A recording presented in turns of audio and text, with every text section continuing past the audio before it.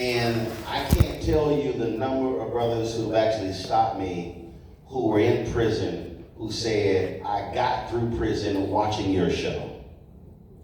The things I learned watching your show. I had the craziest incident. This was pretty wild. It was at the MGM Casino, National Harbor. So I'm leaving this event, and this brother goes, "Yo, Roland Martin." I was like, "Hey, bro, how you doing?" He was like, "No, I fucks with you." Y'all, this is like real loud, real public. I was like, why is he cussing so loud? He's like, "No, you don't understand. Ask my girl, ask my girl." And I was like, she's like, "Oh yeah, he love your show." And he was like, "If anybody mess with you, I got you." I was like, "All right." He was like, "No, you think I'm joking?" So he reaches down. I'm like, he is not about to pull out a gun. What is he about to do? My man pulls his shirt up, and all I see is scar tissue from here all the way down to his navel. So clearly his chest had been cracked open, and he had surgery from gunshot wounds. And he points to the chest and said, "If anybody fucks with you, I got you." I was like, noted. And then I left. And that's happened several different times. And it's always interesting, weird, but it's also gratifying when that happens, because what that tells you is that you're doing something that attracts them that otherwise, other folks are not doing. Let me say that again. That means that you're doing something that is reaching them in a way that is connecting with them and that is actually life affirming. And one of the mistakes that I think many of us make is that we try to create a life for ourselves where we want to sort of orchestrate this thing, and we're focused on how much money can we make. We're focused on what more can we do. We're trying to figure all these things out. And I have young folk who come to me all the time and they say, "Man, I want to do what you do." But then I ask them, "But do you want to do what I do?" They look at me like I'm crazy. And I say, what I mean by do you want to do what I do, are you willing to put in the work that actually leads to that? See, what they see, and I always tell when they come to me, when they say I want to do what you do, what they really are saying is, I would love to be able to roll the celebrities that you roll with. I would love to be able to stop where people are taking selfies in airports and all over the place. I would love to be able to where you get walked to the front of the line, there's the club, you ain't got to wait in line. See, I know what they're talking about, but then when I challenge them on, well, do you want to do what I do, then that's when they get silent. Because for a lot of folk, we don't want to put the work in that's required in order for us to be great. See, like right now, there are a lot of you who are actually paying attention to what I'm saying. And there are about 8 who are scrolling on their phone right now. And I can guarantee you that they are scrolling on their phone right now and they ain't looking at somebody who actually makes 7 figures, who owns their own company, and then who can pick the phone up and call anybody who was sitting at a dinner with the Vice President of the United States last Wednesday. So if you know somebody who's done more than that in the past 7 days, keep scrolling on your phone. Otherwise, I suggest you put your phone down and pay attention. Now, why am I saying that?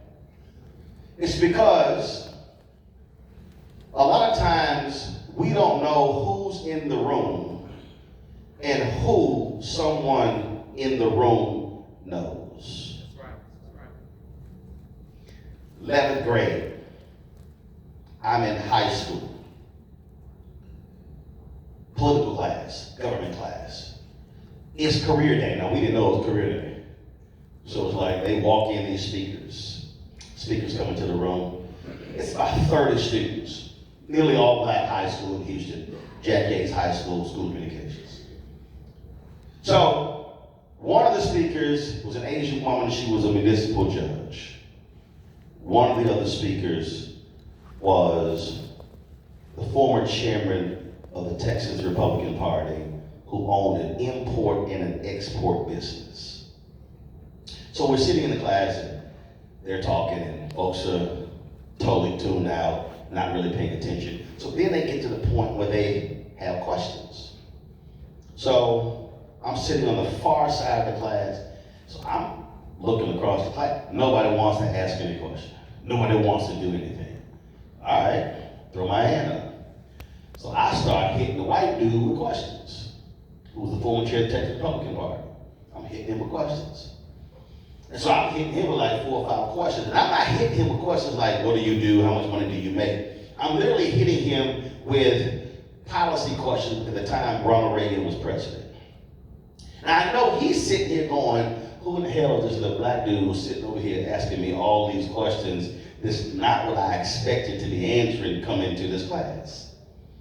Now, when the class was over, the Coach Murphy, he was a teacher, he said, Roland, can you please walk them down to the next class? And I did. And so as we're walking down, he and I having a conversation, and we're talking, he's asking about me and what I do. And then I ended up spending about 3 hours with him and the other speakers. He then calls my family that night and says, man, to my mom and dad, y'all really raised a great son. Dad's like, appreciate that, like we know. So this is 1985. This is 1985. All of a sudden, let's fast forward. 1989, I'm at Texas A&M. And we're trying to go to the National Association of Black Journalists Convention in New York. Now we broke. Y'all, we ain't got no money. We trying to figure this thing out. We got no money. So I said, hey, why don't we sit here and send letters to 30 foundations in Texas? So we do that. We get 29 rejection letters. Then one day an envelope comes in, and again, we're down to the wire. We literally have no money. And so I open the envelope up, and in the letter it says, blah, blah, blah. Roland, glad to see that you still are in your pursuits in media. Enclosed is a $1,000 check from my family foundation. Good luck at the convention. And it's signed George Strait. Folks excited. Other black journalists excited. We can pay for our hotel rooms. We can pay for some of the travel. Now, you may be asking, well, who's George Strait? Well, George Strait, who signed that letter, is the same George Strait who showed up in my high school class in 1985. It's the same guy. Now, whenever I say that, people go, oh my God, that's awesome. He sent a $1,000 check. But that actually is not the thing to shout about. Because had I not asked any of those questions, I never would have been able to make an impression upon him, which means that he never would have had a conversation with me, which means that that would have never happened 4 years later. And in fact, go even further, had I not read the newspaper like my dad did, had I not watched the news, I then would not have been equipped to be able to ask those questions. And so me and my fellow students would not have been able to benefit from his donation if I had not done all those things before. Now you then might say, okay, that's great. No, let me understand. Nearly every job that I have had in my career has been a result of the relationships I established at that convention in 1989. When I go to TV1, Well, at that convention, I ran for the national student representative for the board of directors. Jonathan Rogers was a board member when I became a board member at that convention.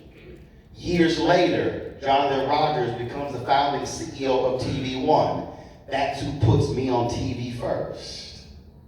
I can go on and on and on. What I'm trying to get you to understand is, you may be sitting in this room as a high school, who's in high school? Raise your hand. Anybody? I bet some young brothers earlier. College, who are freshmen? Who are sophomores? Juniors? Seniors? Got it. You may be sitting in this room and you may be thinking that, you know what, I don't really have to worry about those things. I don't have to really about paying attention to those things down the road. When in fact, what you may not realize, that you may be sitting in the midst of somebody, and I'm not talking about just me. It could be somebody working here. It could be a fellow student. You could be sitting in the midst of somebody who could do something 5 or 10 or 20 years later that could have a dramatic impact on your life. But if you are busy with your head on the table and your head in your phone, that means you're not paying attention to those around you. And that is the mistake that a lot of us make, in that we think what's happening right in front of us doesn't matter, without understanding that somebody is watching you at every single juncture. And you don't know how someone is making a judgment or determination about you based upon what you put out.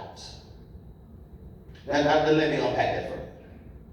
Just because you have a suit on does not mean you have made an impression. Just because you might be sitting here nodding your head does not mean that you have made an impression. There must be something else that you must do that will capture somebody's attention, and they will look at you and say, he is different, she is different. Okay, so some of y'all think I'm just joking. Okay, let me go ahead and do it. 1, his head is down. 2, he's laying back in his seat. 3, he's been on his phone this entire time. He has been taking notes. Now let me ask you this question. When I get done, which one do you think I will remember and likely gravitate to after this is over? The one likely taking notes. Now see, I know some of y'all sitting here going, okay, but I'm not really understanding how that makes a difference as a person of color, because it's about you actually making an impression. It's about you actually showing that you are interested, but it also means that you are choosing to be engaged. The mistake a lot of us make is that we have people who literally are going through this world leaving no footprints, leaving no fingerprints, and then when they die, the preacher's trying to figure out what to preach because they literally lived an irrelevant life. And the one thing I don't want anybody to ever do is have to think about and figure out what to say about me when I'm gone. All of that started when I was sitting in your seat. All of that started when I was in high school. All of that started even before that, because I was thinking and visualizing what type of life that I want to have then, and I was preparing myself for those things then, so then when it was time, I was already in position. And what we have to understand, it's mostly brothers in here, but they're non-African Americans, there are sisters in here. We must understand that you are going to be in a situation where somebody is going to doubt you, someone is going to think that you really can't do something, but if you then show somebody based upon your willingness to ask a question, your willingness to challenge someone, your willingness to actually stand up, your willingness to show yourself and stand out even amongst other people who are also great, then you'll realize how your life can be changed. I'm telling you, I don't know where I would have ended up had we not gone to that convention. Now, I know I would be a journalist because I went to communications high school. But the road may have been totally different. The road may have looked completely different. But the thing is, I was prepared at that very moment for the opportunity and took advantage of it when it presented itself. Same thing happened again after I was on the board of directors. Texas A&M was playing Arkansas. Here we are in Kyle Field, at the time holding about 80,000 students. And so before I left the house, I always have a sister grab my wallet, grab my keys, but I happen to grab my business cards, which showed that I was on the national board. Now, that was just habit. It was always, be sure always have your stuff with you, because there's nothing worse when you go somewhere and somebody will be like, I ain't got nothing with me. See, now you can text somebody, you got a QR code, you can do all of that. But it still is amazing to me how many people I meet who are unprepared when you actually meet somebody. So I'm sitting here, so I'm at the game. Now, mind you, we was at the game. We was enjoying the game. So I'm in the stands, and all of a sudden I go, ain't that the brother from TV? James Brown. James Denny Brown. If y'all see this NFL Today on CBS, James is the one who was the host of the NFL Today on CBS. Well, he was a sideline reporter for CBS at the time doing college football games. I recognized him and I was like, I need to go meet that brother. Now, mind y'all, explain again. I'm at the game.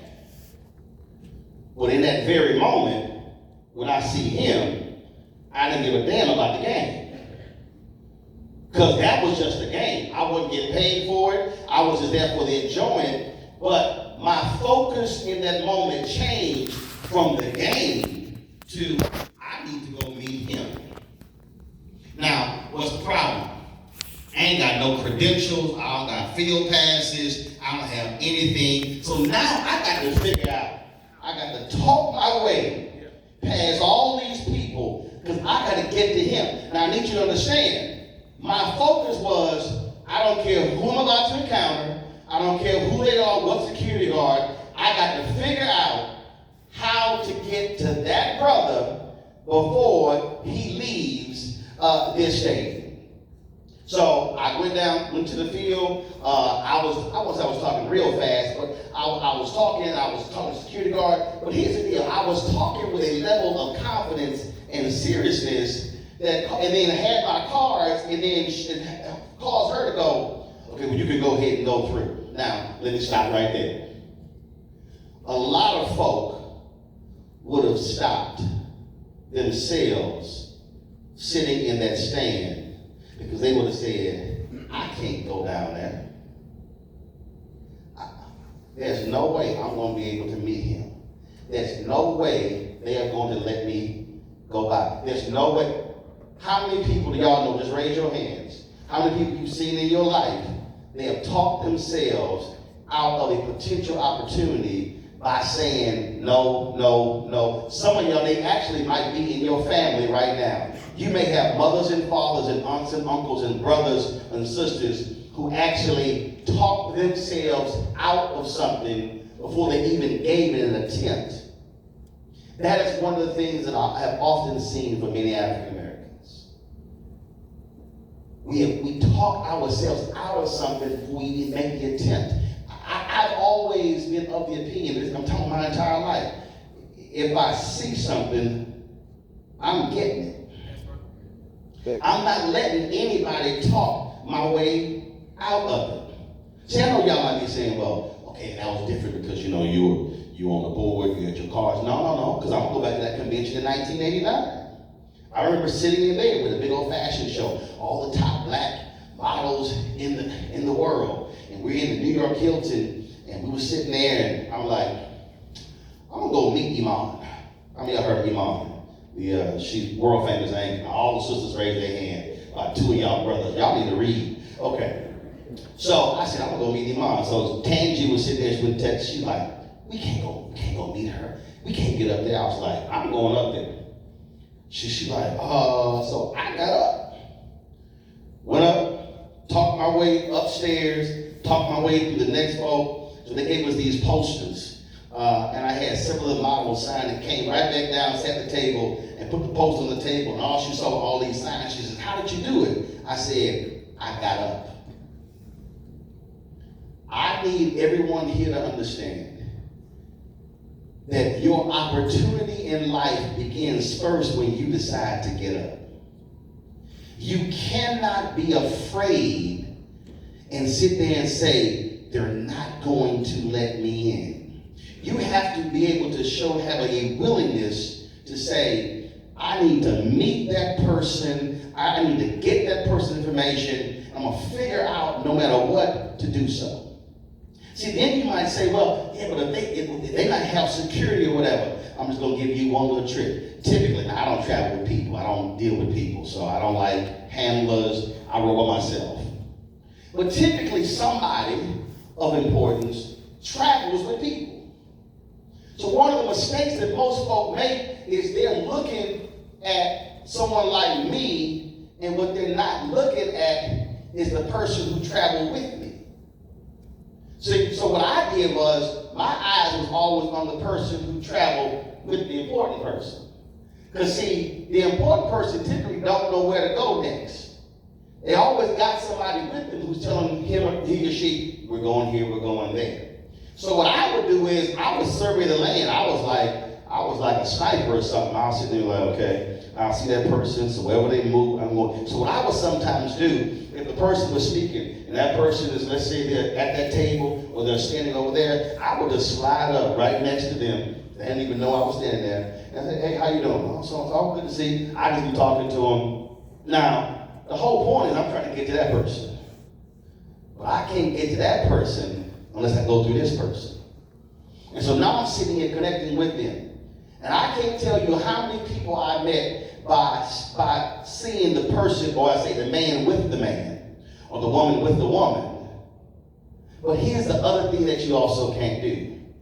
You can't blow off the man with the man as if they are not important. Because that's the person who could give you access to the man. Again, one of the mistakes that we make, I see it all the time with celebrities.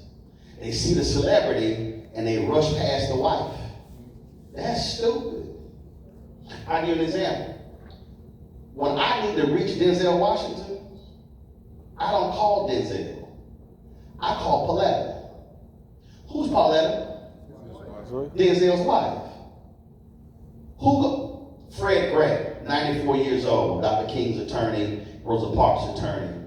I wanted to interview Fred. This is 2 years ago. I leave a voice message. Fred tells me the story. I get requests from all around the country. People want to interview me. And when I played your message, my wife heard it. My wife said, is that Roland Martin? He said, yes. She said, oh, you doing that interview. And she was there. She said, oh, no.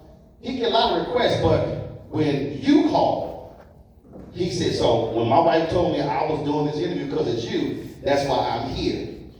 The point is, if you were trying to build something and get to someone to achieve something, you cannot have any doubt or fear in getting to them, because you never know if you'll be in the room with them again.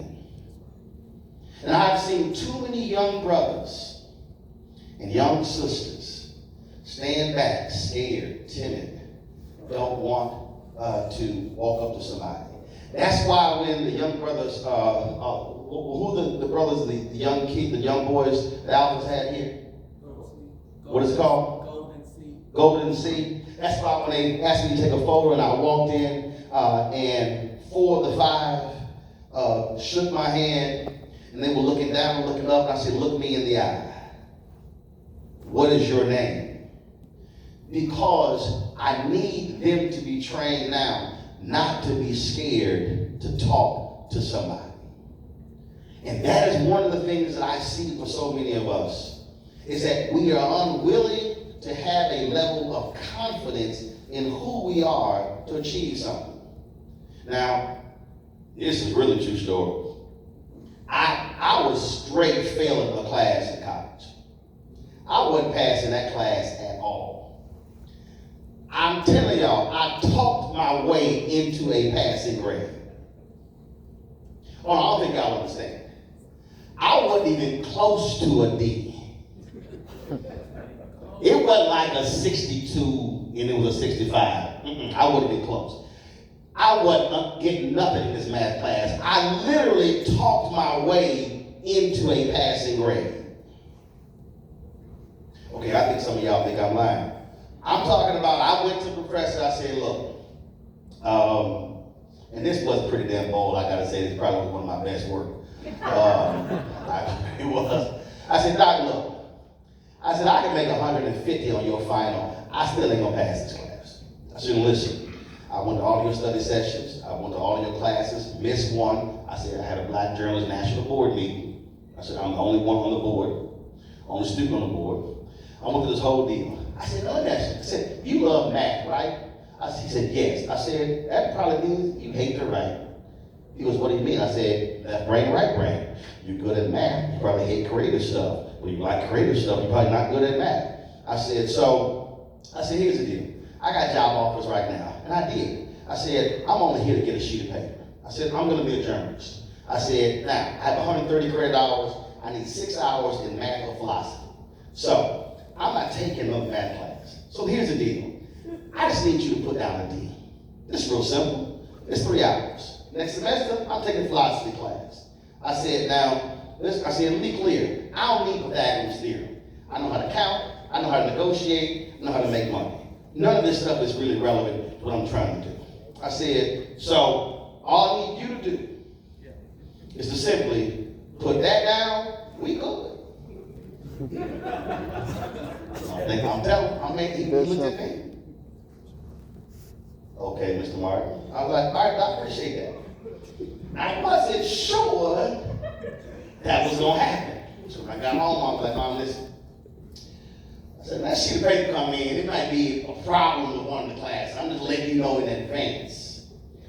Man, the report card came in, I saw D, I was like, yes. Next semester, I'm walking across campus, I see homeboy, I'm like, ah! Turn around, like, appreciate that. Kept going. Now, why did he do that? It wasn't just because I had a smooth story. I went to every class. Yeah, showed up. I went to every study session. I asked questions. I tried to find answers. Too many of us fail because we don't show up. We don't ask questions. We're not visible. I wasn't a face of 100 people in the class. Now granted, it's Texas A&M, so what that many black people. But still, he saw me trying to make it happen. And so if we begin to understand that if I show the initiative, if I'm trying my best I can, if I'm pushing, people are going, I'm going to credit you for the effort for what you're doing. And if you're not doing it right, we can show you how to do it, but at least I'm seeing you make an attempt to actually make it happen. And there are so many people in this world who literally have gotten opportunities, who are now CEOs, who are now major executives, because they were showing somebody that I was paying attention, that I was asking questions, that I was making an attempt, and they